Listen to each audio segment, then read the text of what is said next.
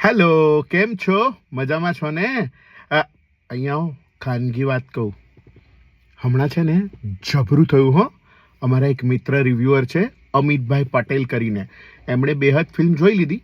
હું હજી નથી જોઈ શક્યો અંગત કારણોસર, એટલે મેં રિવ્યૂ નથી કર્યો. પણ એમણે રિવ્યૂ કર્યો તો એક ભાઈએ એક ઇન્સ્ટા ઉપર રીલ બનાવી અને એવું કહ્યું કે એક નવો રાક્ષસ આવ્યો છે એમ કરીને અમિતભાઈ વિશે ગમે એમ બોલ્યો. તમે આવા રિવ્યૂ કરો છો, તમે તેવા રિવ્યૂ કરો છો. અરે ભાઈ, રિવ્યૂ તો રિવ્યૂ હોય ને. સારી ખોટી વાત અમે લોકો કહેતા હોઈએ છીએ બધાને, તો એમાં ખોટી વાત શું થઈ?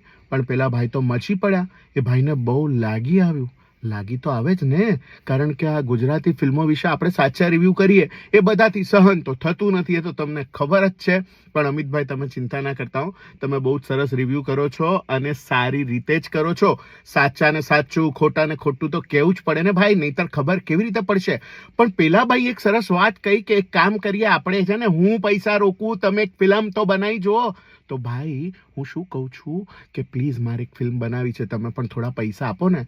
પછી આપણે ફિલ્મ બનાવી અને આ લોકોની જોડે રિવ્યૂ કરાવડાવીએ ને. કોણ ખરાબ બોલે છે જોઈએ તો ખરા.